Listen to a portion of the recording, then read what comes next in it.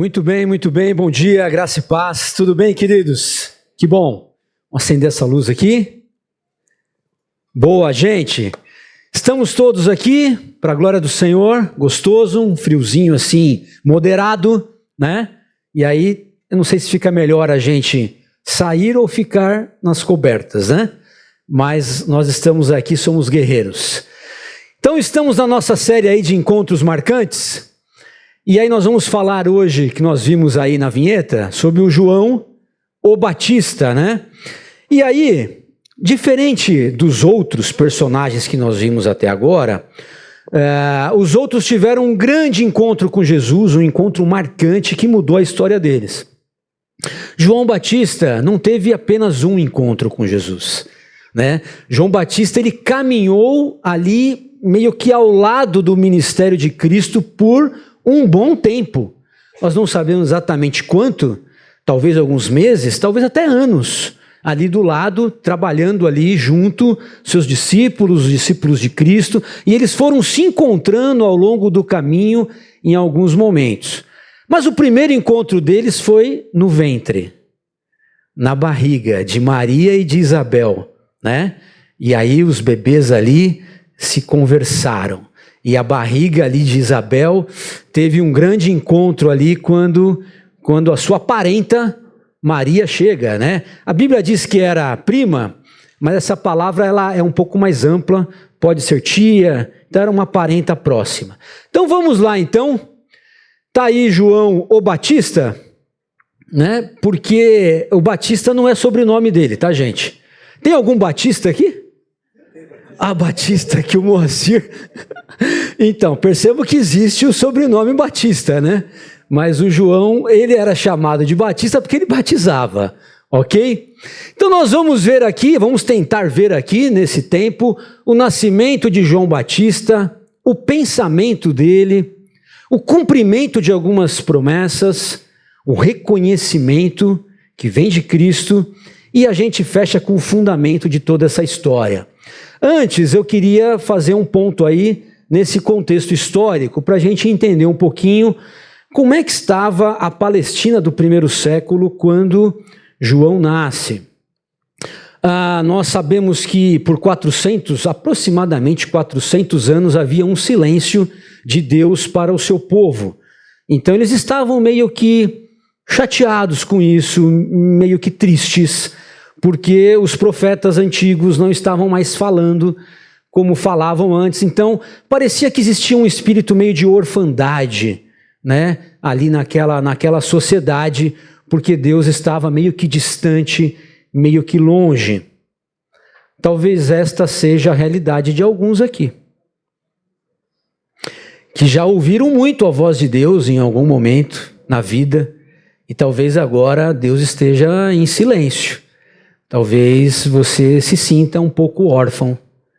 Parece que Deus está tão ocupado com tantas outras pessoas que não está mais ouvindo o seu clamor. Então talvez a gente se identifique um pouco com essa característica aí. A sociedade também era oprimida pelo sistema, o Império Romano dominava ali a região com mãos de ferro ali, então não era brincadeira, altos impostos, eles estavam ali oprimidos. Havia uma corrupção política e religiosa naquela sociedade. Nós vamos ver alguns relatos de políticos arbitrários, autoritários, nós vemos isso também na história, e religiosos também. Não é à toa que Jesus vai lá e mete o pé na banca dos caras que estavam extorquindo o sistema ali de sacrifício no templo. O povo, então, por conta disso, era pobre, né? Na maioria das vezes iletrado e muitos marginalizados. E tudo isso era consequência de uma desigualdade econômica e social muito grande que existia na Palestina no primeiro século. Se nós olharmos para essas características e vermos semelhança com os dias de hoje, não é mera coincidência. A questão é que a sociedade e a humanidade, ela não evolui. O coração corrupto do homem está sempre fazendo com que essas desigualdades, injustiças, corrupção vão acontecendo ao longo dos anos, e passou-se 2000 anos e parece que a gente não aprendeu nada. A sociedade brasileira é muito parecida com tudo isso daí. Vamos então dar uma olhada no nascimento de João Batista. Eu quero convidar vocês aí, nós vamos ler alguns textos aí, porque a história dele é muito rica. Vamos começar com Lucas capítulo 1. A partir do versículo 5...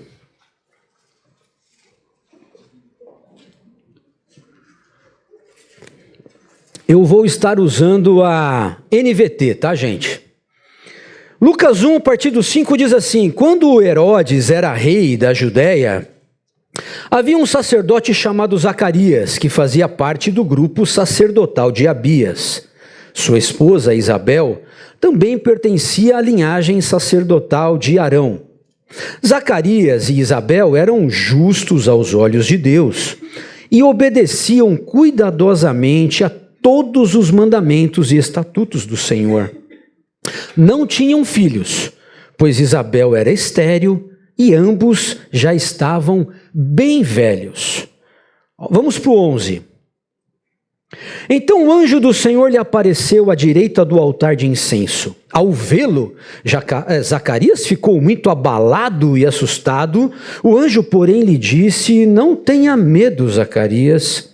Sua oração foi ouvida. Isabel, sua esposa, lhe dará um filho e você o chamará João.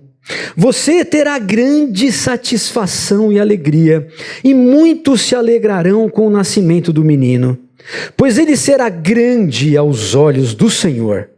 Nunca tomará vinho nem outra bebida forte. Será cheio do Espírito Santo antes mesmo de nascer. Fará muitos israelitas voltarem ao Senhor seu Deus. Será um homem com o espírito e o poder de Elias e preparará o povo para a vinda do Senhor. Ele fará o coração dos pais voltar para seus filhos e levará os rebeldes a aceitarem a sabedoria dos justos. Gente, não foi um nascimento qualquer, né? Deu para perceber aqui que tinha algo diferente no ar. E aqui é uma profecia linda de Deus aqui para Zacarias. Ele no momento ali fica tão abalado, ele não entende exatamente como é que as coisas vão acontecer, porque Isabel, a sua esposa, além de velha, era estéril. A gente não sabe qual dos dois era estéril, porque na verdade na época não tinha esse sistema que existe hoje para saber quem é que não estava conseguindo reproduzir. Mas os pais ali eram estéreis e velhos. Então, um ventre morto ali, seco já, como é que poderia dar vida? E nós vamos ver então que neste relato, a primeira coisa que Deus se manifesta é sendo todo-poderoso. Porque ele olha para a situação da esterilidade de Isabel ou de Zacarias e diz assim: isso aí não é problema para mim. Percebam como o nosso Deus, o Deus que nós servimos, o Todo-Poderoso, não tem limites humanos como nós temos. Ele não tem problema algum de pegar um ventre que já estava seco, todo fechado, e chegar naquele ambiente e gerar vida. E é exatamente esse Deus que nós servimos hoje, queridos. Talvez o seu ambiente esteja meio seco. Talvez a sua vida esteja meia morta. Talvez você esteja passando por uma fase da vida que você não está conseguindo ver evolução. Parece que não há produtividade. Parece que as coisas se fecharam. Parece que Deus não atende a tua oração. Parece que aquela pessoa que você ama, que está doente, e que você quer uma restauração, as coisas não acontecem. Eu não sei qual é o problema, eu não sei qual é o cenário, mas eu conheço Deus, e nós conhecemos um Deus que não tem limites, e o limite de Deus é a eternidade, é o Todo-Poderoso. Então, meus queridos, não deixe de clamar. Percebam que Zacarias, o Senhor ouviu a oração de Zacarias, porque ele não deixou de clamar. Essa é a nossa parte. Nós precisamos continuar confiando. Eu não sei qual é o teu cenário, mas saiba, querido, Deus pode transformar qualquer cenário. Qualquer situação que por mais terrível que esteja, Deus pode trazer vida novamente. Deus então mostra todo o seu amor ouvindo a oração de Zacarias e Isabel. Queridos, quantas vezes nós entramos no quarto, fechamos a nossa porta e choramos, e clamamos a Deus, e achamos que aquela situação dificilmente será atendida, mas o Senhor está ouvindo a tua oração.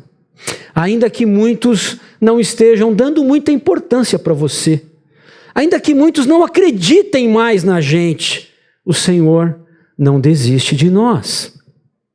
E nós vemos então a misericórdia do Senhor aí, porque quando ele levanta Zacarias para ser o pai de João, o Batista, ele fala: esse menino vai ser diferente, esse menino ele tem uma missão, esse menino ele vai resgatar o meu povo e vai preparar o ambiente para a vinda do Messias. E nesta preparação, as pessoas vão voltar a ter um relacionamento com Deus. O coração delas que estava distante vai voltar ao seu Pai. Os rebeldes da nação vão se converter. É isso que a promessa estava dizendo. Muitos voltarão a buscar ao Senhor. Isso tudo é a misericórdia de Deus sobre aquele povo. É a misericórdia do Senhor sobre aquela geração. E nós precisamos crer que quando nós clamamos aqui pela nossa geração, a misericórdia do Senhor está aberta, livre, disponível para alcançar também o nosso povo.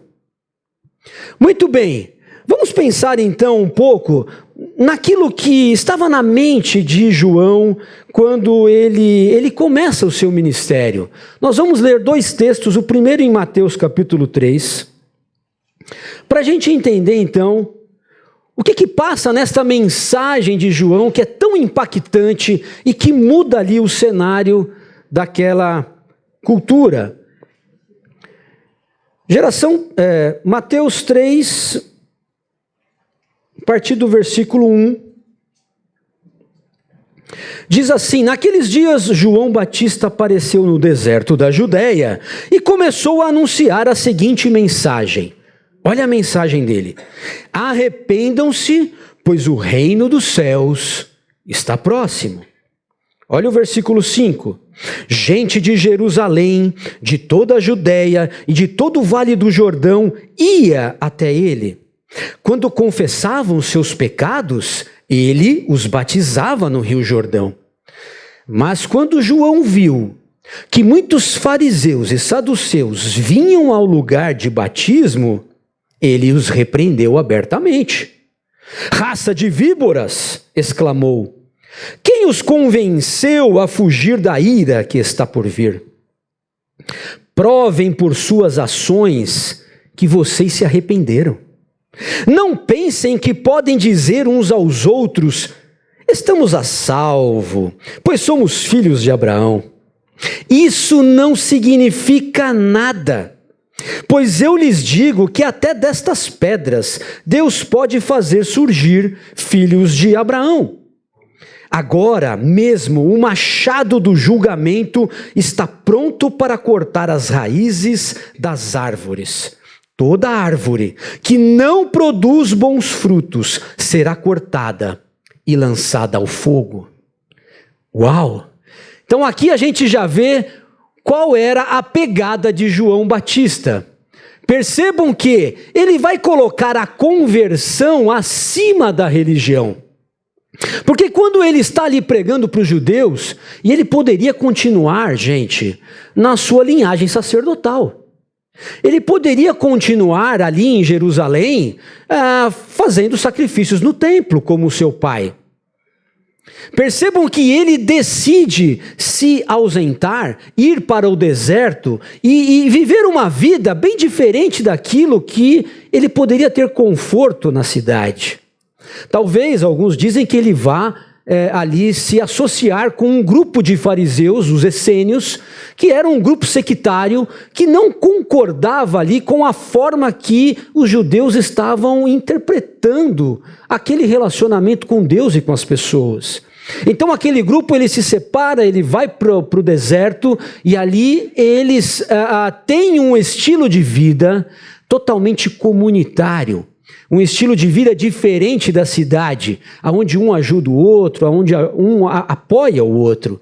Provavelmente o João Batista estava inserido ali naquele contexto, e ele então começa a falar para os caras que continuam ali na cidade, vivendo toda aquela religiosidade. Eles falam, gente, não é isso não. Não importa que vocês são filhos de Abraão, vocês precisam ter conversão no coração. Então ele muda o eixo de religiosidade que até então vinha acontecendo. Porque um judeu nascia e era criado pelos seus pais e ensinava os seus filhos que bastava ele ser filho de Abraão para que ele agradasse a Deus. Mas João Batista fala, não, vocês não entenderam a relação com o pai. A relação com o pai não está restrita ao seu nascimento, ela precisa acontecer no seu coração.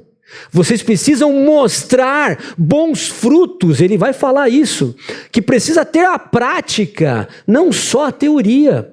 Vocês conhecem muito da lei, mas não estão colocando nada na prática, vocês são raça de víboras. Gente, não é fácil chamar os outros de cobra não, hein? Às vezes dá vontade. Mas a gente não fala, né? A gente tem um certo freio social, né? Mas o João, cara, ele era meio malucão. Então ele chegava para os caras, para os líderes lá, e chamava os caras de cobra. E aí a gente vai ver o quê? Que ele está dizendo que há juízo diante de Deus sem qualquer parcialidade. Eles falam, ainda que vocês sejam filhos de Abraão, se a árvore de vocês não der bons frutos, vocês serão cortados. Gente, que lição para nós, hein? Tem algum aqui descendente de judeu? Eu não sou. Então, se para o pessoal lá das promessas o negócio já estava assim, gente, imagine para nós, né? Como é que estão os nossos frutos? Nós precisamos pensar nisso. Que fruto que nós estamos dando? Porque a árvore não dá fruto para ela mesma. A gente sabe disso. A árvore dá fruto para os outros comerem. E aí? O que os outros têm comido dos frutos que nós estamos oferecendo?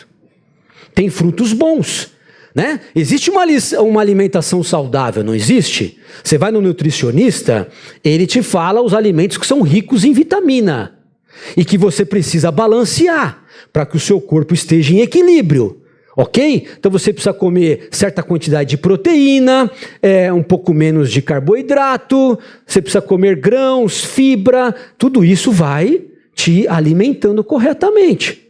Mas existem alimentos, assim, aqueles que fazem barulho no saquinho, quando você abre, esses industrializados aí, sabe aqueles que estouram no micro-ondas também, à noite assim, que a gente fica querendo assistir alguma coisa, mastigando, entendeu? E aquele que vem num potinho que fica no freezer também, sabe essas coisas assim? Gente, aquilo, o que tem de vitamina naquilo? Mas a gente come. E aí, o que a gente está oferecendo para as pessoas, gente? Qual é o alimento que a gente está oferecendo? Será que a gente está ali dando, sabe, fruta, coisa boa para as pessoas do nosso lado? Ou os nossos relacionamentos estão sendo contaminados, sabe? Com um monte de coisa que é bonito, é colorido. O pacote de salgadinho é lindo, gente. Aquilo te chama atenção no mercado. Você entra ali no corredor, seu olho brilha. Não é? É tudo feito propositadamente para te seduzir, para te atrair. Mas aquilo é um veneno no seu organismo. Então que a gente faça essa análise dos nossos frutos. Um outro texto que vai falar sobre o pensamento de João está lá em Lucas 3.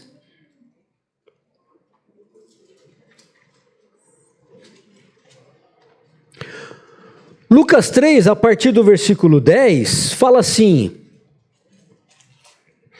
as multidões perguntavam, o que devemos fazer então? Eles ouviram aquela mensagem. Então aqui está a continuação. O que nós vamos fazer então? Já nos chamou de raça de víboras. João respondeu: se tiverem 2 vestimentas, deem uma a quem não tem. Se tiverem comida, dividam com quem passa fome. Cobradores de impostos também vinham para ser batizados e perguntavam: mestre, o que devemos fazer? O pessoal ficou com medo. E ele respondeu: não cobrem impostos além daquilo que é exigido. E nós, perguntaram alguns soldados, o que devemos fazer? João respondeu: não pratiquem extorsão, nem façam acusações falsas. Contentem-se com o seu salário. E no 19, João também criticou publicamente Herodes Antipas, o governador da Galileia, por ter se casado com Herodias, esposa de seu marido, e por muitas outras maldades que havia cometido. A essas maldades Herodes acrescentou outra, mandando prender João e depois matá-lo. O que nós vemos então nesse texto aí? Qual era o pensamento, a mensagem de João Batista aí? Ensinar solidariedade às pessoas. Falou: gente, vocês são filhos de Abraão, mas é necessário que a vida de vocês seja solidária. É necessário que vocês tenham compaixão. É necessário que vocês aprendam a dividir aquilo que Deus tem dado nas suas mãos. É importante que você esteja atento à necessidade do seu irmão. Então, se alguém estiver passando frio do teu lado, você dê uma coberta. Se você tem condições, se a sua geladeira está cheia, você oferece um prato de comida para alguém. Você compartilhe dos seus dons, você compartilhe dos seus recursos, você compartilhe da sua vida. O que ele está dizendo aqui? Não viva uma vida isolada. Não seja egoísta, não seja individualista, fique atento ao que as pessoas ao seu lado estão precisando e compartilhe, dê, seja generoso. É isso que João Batista está falando aqui. Então, na prática, é isso. E aí ele continua: bom, mas aí vieram falar com eles alguns que estavam em situações que estavam ganhando dinheiro ilicitamente. E o que ele fala para os caras? Sejam honestos. Não cobrem mais do que lhe é devido. Porque esse era o cenário de Zaqueu. Ele se aproveitava que ele tinha uma autoridade, cobrava o imposto e algo a mais para ficar com ele. Os publicanos eram acusados desta extorsão. E ele também fala isso para os policiais lá, para os soldados da época. Eles falam: vocês não vão extorquir ninguém e não criem falsa acusação. A gente sabe que isso acontece hoje em dia, com maus policiais. Eu sou filho de policial. Meu pai foi um exemplo para mim de ética, de uma vida correta. Mas a gente sabe que existem maus profissionais em todas as áreas. E aí você vai numa batida de carro, o que o mau profissional faz? Ele coloca lá uma arma fria no seu porta-mala, uma droga embaixo do seu banco e fala assim: cara, você estava aí com alguma coisa errada aí no carro. Me passa 5.000 aqui que eu te libero. Acusação falsa. Era exatamente isso que estava acontecendo lá, guardadas as proporções da época. Eles estavam acusando falsamente as pessoas para extorquir dinheiro. Percebam a corrupção que havia na sociedade e que há até hoje. Então João está pregando contra isso. João não se cala diante das injustiças da sua geração. Isso é muito importante. E ele não se cala também diante das injustiças dos governadores, daqueles que estavam no poder. E ele confronta o governador Herodes aqui. É claro que ficou estabelecido, né, para a história, que João Batista foi morto porque ele falou contra o adultério ali, aquela situação irregular que Herodes havia roubado a mulher do irmão, a cunhada, enfim. Mas não era só isso que Herodes que pesava contra ele. O texto diz que ele fazia muitas outras maldades. Joséfo, o historiador, vai dizer que Herodes era terrível. Ao ponto de quando ele deixar uma ordem para os seus filhos, dizendo que quando ele morresse, era para que matasse 100 célebres homens da sociedade, para que todos pranteassem naquele dia. Claro que os seus filhos não fizeram isso, mas ele queria que toda a nação chorasse no dia da sua morte. Então, escolham 100 homens aí importantes, matem eles no dia que eu morrer. Olha a cabeça do cara. Muitas e muitas maldades aconteciam ali naquela geração. E João Batista tinha coragem de denunciar. Ele não tinha político de estimação. Percebam como às vezes a gente entra nesse engodo, nessa lama, e a gente denuncia quem é contra, mas passa um pano para as coisas erradas que os nossos políticos fazem. Nós temos que denunciar todos os erros e injustiças da sociedade, não importa quem faça. Se foi o governador, o prefeito, o presidente, se foi o presidente do clube, se foi o vizinho, nós temos que ter coragem de denunciar todas as injustiças, tudo aquilo que está contrário aos valores do reino de Deus. Deus nos chama com uma voz profética, e os profetas denunciavam os erros da sua geração. E João Batista não foi diferente. Era muito mais cômodo para ele fingir que ele não estava vendo os erros das pessoas. Percebem? Talvez até dessem um cargo para ele ali, porque ele tinha uma influência. Mas ele pagou o preço, e o preço foi o seu pescoço. Foi a sua própria vida. Será que a gente está disposto a pagar esse preço de levantar os valores do reino de Deus e denunciar tudo aquilo que é contrário? Será que a gente denuncia as injustiças que acontecem na nossa área de trabalho? Será que a gente tem coragem para denunciar? Então, que isso fique de alerta para nós. João Batista é um grande exemplo para as nossas vidas. Agora, ele vem cumprir muitas e muitas profecias. Vamos lá para João capítulo 1, que é o evangelho que melhor trata isso. João capítulo 1, a partir do versículo 6, esse é um outro João, tá? Quem escreveu o evangelho de João é um dos apóstolos, né? E o João Batista é outro. Olha o que diz lá: Deus enviou um homem chamado João, xará dele, para falar a respeito da luz, a fim de que por meio de seu testemunho todos crescem. Ele não era luz, mas veio para falar da luz. Aquele que é a verdadeira luz, que ilumina todos, estava chegando ao mundo. Vamos para o 19. Este foi o testemunho de João, quando os líderes judeus enviaram de Jerusalém sacerdotes e levitas para lhe perguntar: quem é você? Ele respondeu com toda franqueza: eu não sou o Cristo. Então quem é você? Perguntaram eles. É Elias? Não, respondeu ele. É o profeta por quem temos esperado?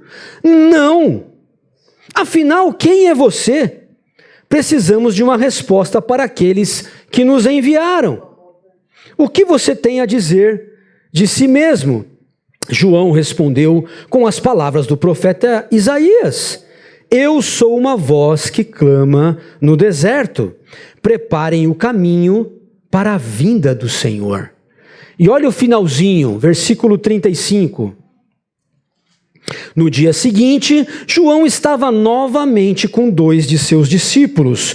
Quando viu Jesus passar, olhou para ele e declarou: "Vejam, é o Cordeiro de Deus."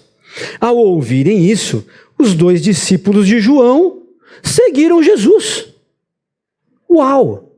O que nós vemos então aí, cumprindo algumas profecias aí? Porque João foi chamado desde o ventre para preparar o caminho do Messias, ok? E aí como é que ele cumpre esse chamado? Primeiro com submissão. Nós lemos o começo do texto, ele dizendo assim: "Eu não sou a luz, ele é a luz." João veio, gente, para viver em prol de uma outra pessoa. Será que se a gente tivesse um chamado desse, a gente ficaria confortável? Porque todos nós vivemos para nós mesmos. Todos nós vivemos para construir o nosso reino, a nossa família, a nossa riqueza, o nosso patrimônio, a nossa poupança, os nossos amigos. Nós estamos sempre construindo tudo para nós. E nós aprendemos isso, né? Se você não brigar pelo que é seu, quem fará isso? Então, a gente aprende essa mentalidade egoísta. Mas a proposta da vida de João era outra. Ele falou: você vai viver para que a luz do outro brilhe. É muito estranho isso. É uma coisa muito louca. Será que isso tem a ver com o nosso chamado também? Nós vamos ver isso daqui a pouco.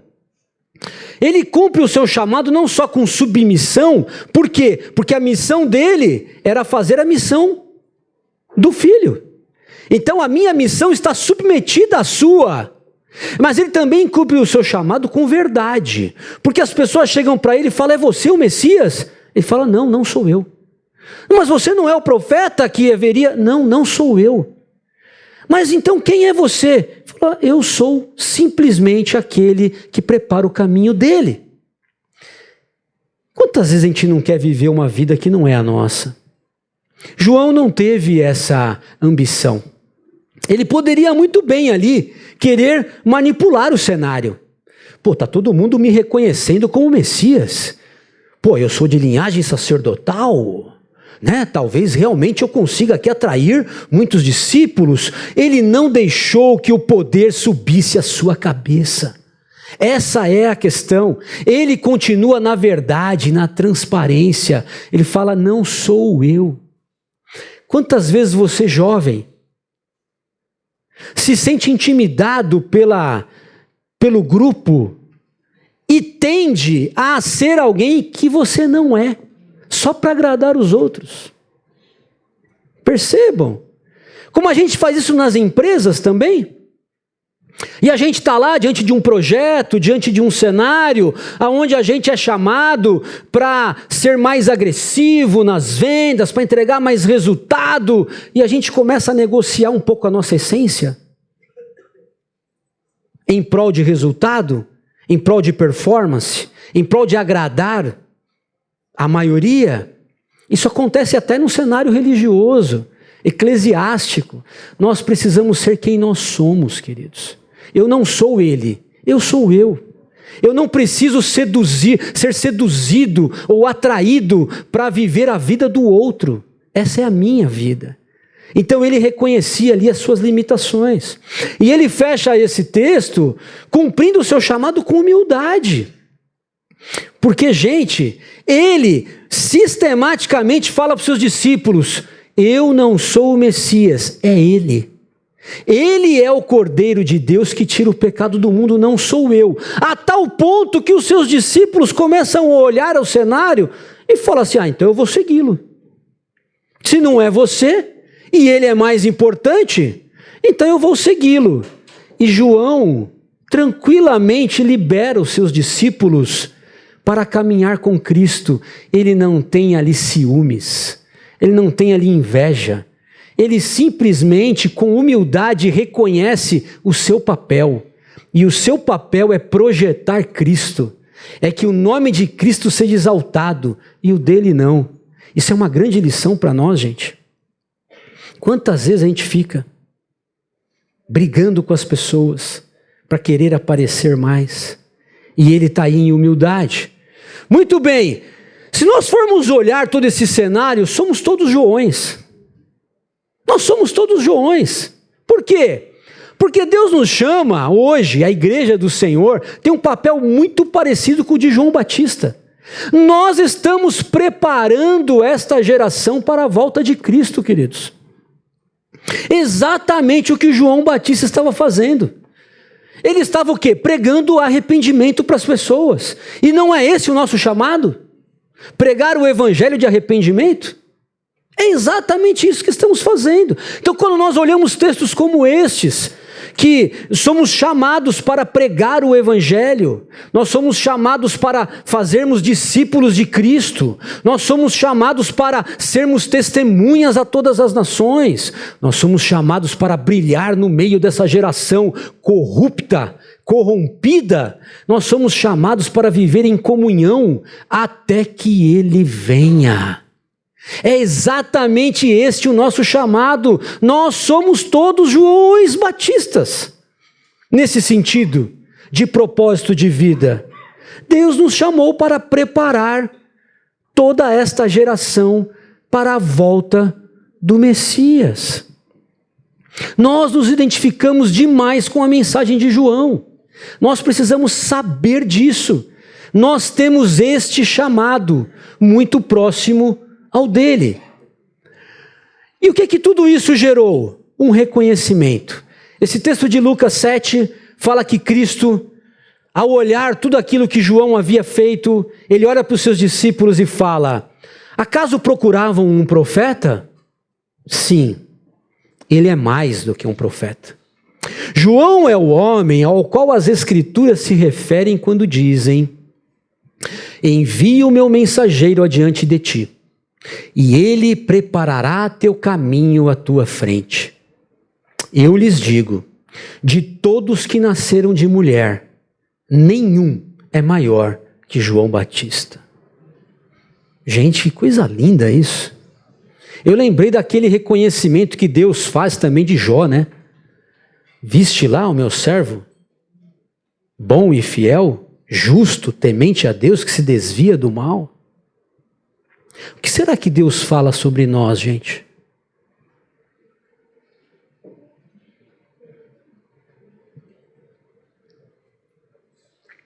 O que será que Deus fala sobre nós?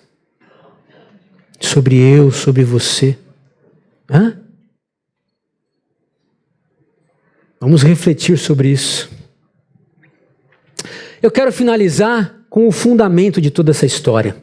Vamos lá para João capítulo 3, que é um texto riquíssimo.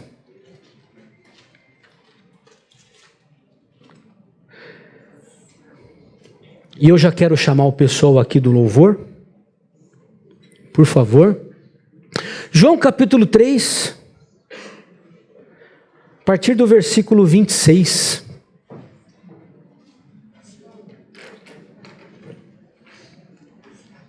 João 3, 26, diz assim, olha: os discípulos de João foram falar com ele e lhe disseram: mestre, o homem que o Senhor encontrou no outro lado do rio Jordão, aquele de quem o Senhor deu testemunho, também está batizando.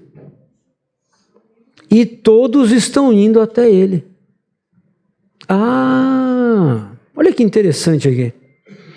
Então quer dizer que os discípulos de João perceberam que estava tendo uma concorrência. E aquilo que era exclusividade de João ali naquela região, o batismo de arrependimento, peraí, tem alguém fazendo também. Sabe quem é, João? Eu vou te alertar, hein, cara. Tem alguém furando o seu olho aí. Tem um cara batizando ali do outro lado. E ele vai tirar todo o nosso pessoal daqui, o nosso público. Está indo todo mundo para lá. Que você não vai fazer nada? Essa daqui é a história. Sabe? Abriu uma igreja aí, pastor. O pessoal está indo para lá, hein? O nosso culto aqui não está mais cheio como era antes. Abriu uma empresa aí, um concorrente, hein? O restaurante aí tá cheio, hein? O nosso aqui tá ficando vazio. Esse sentimento de competitividade que tá tão aflorado na nossa sociedade, gente, ela permeia todos os nossas relações, é impressionante como a gente é dominado por isso. Os discípulos de João fizeram a mesma coisa. O que João responde? Ele poderia falar, né? Ô fulano, pega aí um folheto aí, vamos botar uma seta aqui para cá, ó. A hora que o pessoal estiver indo para lá, a gente fala, não, o batismo é para cá. Não é? Vamos fazer aí, vamos colocar uns spams aí nas redes sociais aí. Vamos falar que aqui o batismo com João ganha pontos no cartão. Né? A gente faz uma promoção. O pessoal batiza aqui, em vez de batizar lá. João Batista poderia fazer isso, não poderia criar uma estratégia de marketing? É isso que nós aprendemos, não é? Não vamos deixar ninguém crescer em cima da gente. João respondeu assim, versículo 27. Ninguém pode receber coisa alguma, a menos que lhe seja concedida do céu. Vocês sabem que eu lhes disse claramente, eu não sou o Cristo. Estou aqui apenas para preparar o caminho para ele. É o noivo que se casa com a noiva. O amigo do noivo simplesmente se alegra de estar ao lado dele e ouvir os seus votos. Portanto, muito me alegro com o destaque dele. Ele deve se tornar cada vez maior e eu cada vez menor. Uau, gente! Enquanto o Vitinho me ajuda aí para a gente fechar esse último slide. Queridos, vamos lá? No último slide aqui, por favor. Olha só, gente. João, então, tem um fundamento de vida. Primeiro, ele fundamenta a sua vida na recompensa em Deus. Ainda que as pessoas digam assim, meu, o cara lá está crescendo e você está diminuindo. Sabe o que ele fala? Tudo que a pessoa recebe vem de Deus. Se ele está crescendo mais que eu, plano de Deus, gente. Eu vou me contentar com o que eu tenho. Eu vou me contentar com aquilo que Deus me deu. Eu não vou entrar em crise, porque os outros estão mais famosos que eu, têm mais seguidores que eu, têm mais clientes que eu, têm mais adeptos que eu. Eu estou em paz, porque aquilo que Deus tinha para mim é isso, e eu me contento nele. Ele também fundamenta as suas relações na amizade. Ainda que alguns discípulos quiseram ali fazer uma competição entre eles, ele fala, ele não é meu concorrente, Jesus é meu amigo. Eu sou o amigo do noivo. E eu me alegro quando o amigo está se casando. Eu não quero a noiva dele. A noiva é dele. Eu só quero estar do lado do meu amigo quando ele estiver tendo momentos bons. Eu quero me alegrar com os votos dele. Gente, que coisa linda. Quando nós aprendemos o que é amizade com Deus e com os irmãos. Eu não preciso roubar a bênção de ninguém. Eu estou aqui para me alegrar com a sua bênção. Isso é lindo demais. E por fim ele fundamenta a sua vida na causa. A causa dele era mostrar Cristo para as pessoas. E ele diz para todos, é importante que eu diminua e que ele cresça. Eu não estou aqui para ficar brigando pelos meus interesses. Eu não quero ficar colocando Deus na parede para me dar aquilo que eu quero. Eu quero que os planos dele sejam realizados. Eu quero que o reino de Deus se expanda. Eu quero que o nome dele seja glorificado. E eu vou cada vez diminuir mais para que as pessoas não me vejam, mas vejam Cristo através de mim.